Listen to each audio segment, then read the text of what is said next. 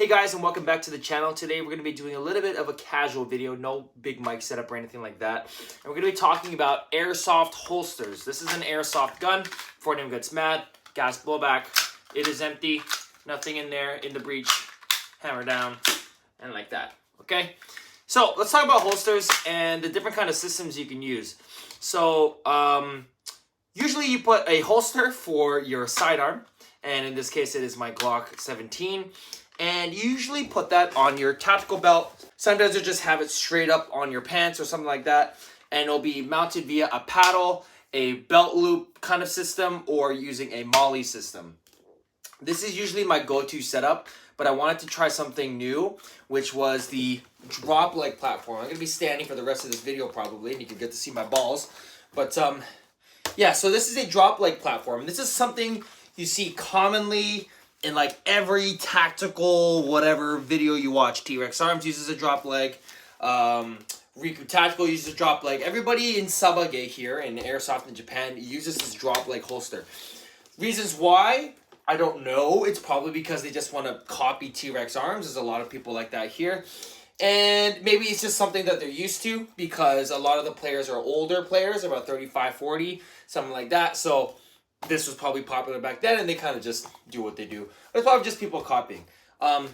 Cool thing about this thing, which I like about the drop leg holster, is one, the draw. So I have very long arms. As you can see here, my arms go like really long down. So for me to reach up here to my belt, I kind of have to contort my body a little bit like this to pull out my pistol.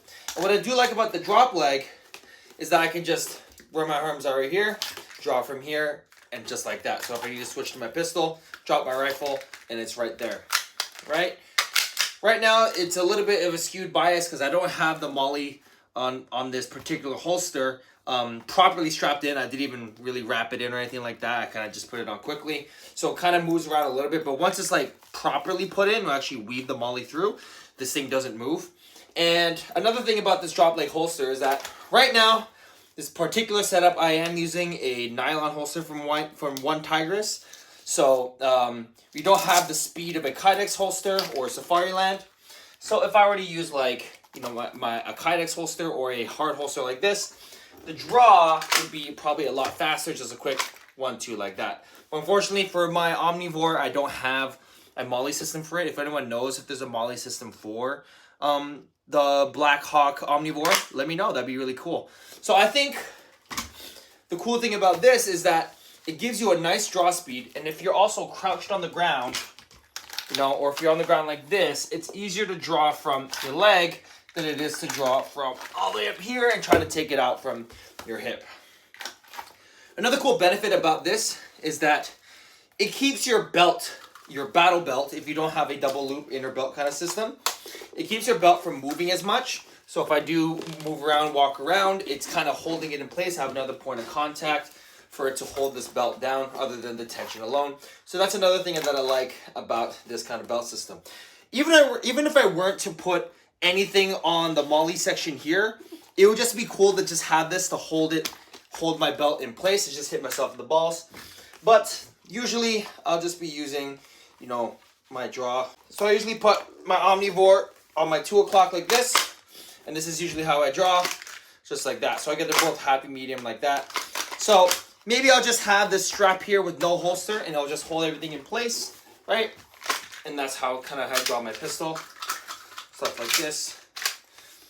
And I put it in like that. I'm sure a combination this with a Kydex holster is premium top tier, but a lot of people are saying like when you're sprinting around, it kind of gets annoying. But for me, I'm personally okay. You don't really sprint around in airsoft here in Japan anyway. It's a lot of walking because spaces are so small, especially in CQB. So I'm not really worried about sprinting and running so far. But if it were up to me, I would go with a Kydex holster, Safariland, as opposed to a nylon holster with this system. But if I combined these two systems together, it would be the perfect match for me. But anyway, guys, that's all I got for today's video. Thanks so much for watching. And let me know your opinion on drop leg holsters.